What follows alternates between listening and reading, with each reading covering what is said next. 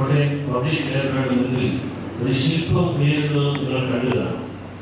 വളരെ ഉയരമുള്ള ഭീമാകാരമായ ഒരു ശില്പമായി ഇപ്പോൾ തോന്നും. അതിൻ്റെ പണി തീർന്നിട്ടില്ല. അതിൻ്റെ പണി നടത്തുന്നത് പ്രസ്തുത ശില്പിയായ കാനായി കുഞ്ഞിരാമനാണ്. കാനായി കുഞ്ഞിരാമനോട് വന്നപ്പോൾ സിമന്റ് കൊണ്ടും എരുമ്പ് കൊണ്ടും വിഷയം കൊണ്ടും പരുഷമായ ആവരണത്തോടുകൂടി നിൽക്കുന്ന ആ ശില്പത്തിൽ 2 വയസ്സുള്ള ഒരു കൊച്ചു പെൺകുട്ടി സന്തോഷപൂർവ്വം തലമുടുന്നു. അതിൽ കയറാൻ ശ്രമിക്കുന്നു.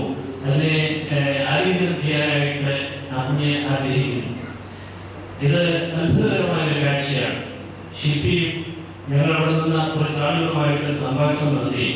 എന്റെ മനസ്സിൽ തോന്നി, ഈ സ്ഥലത്ത് 2 വയസ്സുള്ള ഒരു പെൺകുഞ്ഞിനെ ഉല്ലസിക്കാൻ സന്തോഷിക്കാൻ സാധിക്കുമെങ്കിൽ അത് ശുഭകരമായ ഒരു സ്ഥലമാണ്, അതിൽ പോസിറ്റീവ് എനർജി ഉണ്ട് എന്ന് പറഞ്ഞു.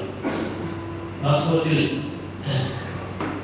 ഈ ശില്പം ഇവിടെ പുറത്ത് നമ്മൾ കാണുന്നെങ്കിലും കാനായി കുഞ്ഞിരാമൻ എന്ന ശില്പിയുടെ മനസ്സിലാണ് അത് ആദ്യം വിരിഞ്ഞത്. അത് വലിയ സ്വപ്നമായി, അത് മനോഹരമായ ഒരാശയമായി ഈ ബാഹ്യരൂപം കൈക്കൊള്ളുകയാണ്. ഏവരും ആദരിക്കുന്ന ശ്രീ എമ്മിന്റെയും ഉള്ളിന്റെ ഉള്ളിൽ ഒരു ശില്പം വിരിഞ്ഞു. ഞാൻ ഇന്നാണ് മനസ്സിലാക്കുന്നത്, ശ്രീ കാനായി കുഞ്ഞിരാമനാണ് പറഞ്ഞത് ശ്രീ എം ഒരു കലാകാരനാണെന്ന്. അത് സംശയമൊന്നുമില്ല.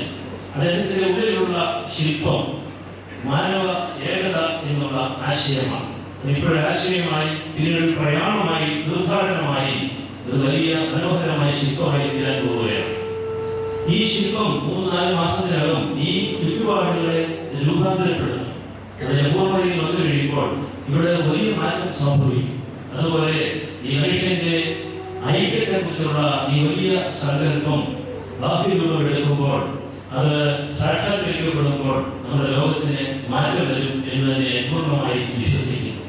കഴിഞ്ഞ ദിവസം അദ്ദേഹം നടത്തിയ സത്സംഗത്തിൽ ഞാൻ സംബന്ധിച്ചു. ഈ ഗുരുസങ്കല്പത്തെ കുറിച്ച് അല്പം ചർച്ചകൾ അവിടെ നടത്തി. യേശുക്രിസ്തു വളരെ സന്തോഷകരമായ ഒരു സന്ദർഭത്തിൽ, അതായത് അദ്ദേഹം യഹൂദനായി ജനിച്ചു, യഹൂദ മതത്തിന്റെ പ്രമാണികളുമായിട്ട് മഹാപുരോഹിതന്മാരുമായിട്ട് അദ്ദേഹം സംഘർഷത്തിലായി.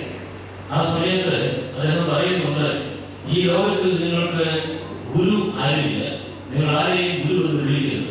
ദൈവം ഗുരുവിനെ ഗുരുവുണ്ട്.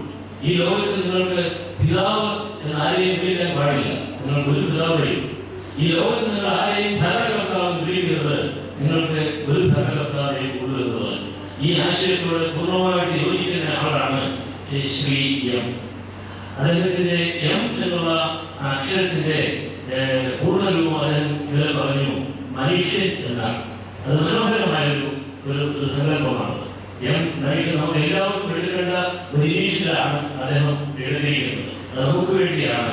അതുകൊണ്ട് ഈ ലോകത്തിന്റെ എല്ലാ സങ്കല്പങ്ങളെയും തച്ചുടച്ചിട്ട് ഈ ലോകത്തിന്റെ ഇപ്പോഴത്തെ ബാഹ്യമായ ഈ മൂശ ഉടച്ചു കളഞ്ഞിട്ട് ഒരു പുതിയ മനുഷ്യ രൂപത്തിന് വേണ്ടി പ്രവർത്തിക്കുന്ന ശ്രീ എമ്മിന്റെ എല്ലാ പ്രവർത്തനങ്ങളോടും നമുക്ക് സഹകരിക്കാൻ വളരെയധികം സന്തോഷമുണ്ടാവണം. ഇവിടെ കൂടിവന്നിരിക്കുന്ന എല്ലാവരും തന്നെ മനസ്സിലാക്കുന്നതെന്നാണ് ഞാൻ അറിയുന്നത്. ഈ അവസരത്തിൽ ദീർഘമായിട്ട് സംസാരിക്കുന്നില്ല. മാനവ ഐക്യത്തിന് വേണ്ടി പ്രവർത്തിക്കുന്ന ശ്രീ എമ്മിനും അദ്ദേഹത്തോടൊപ്പം പ്രവർത്തിക്കുന്ന എല്ലാവർക്കും നല്ല ആശംസകൾ നേർന്നുകൊണ്ട് സ്നേഹത്തോടും സന്തോഷത്തോടും കൂടി എൻ്റെ വാക്കുകൾ അവസാനിപ്പിക്കും.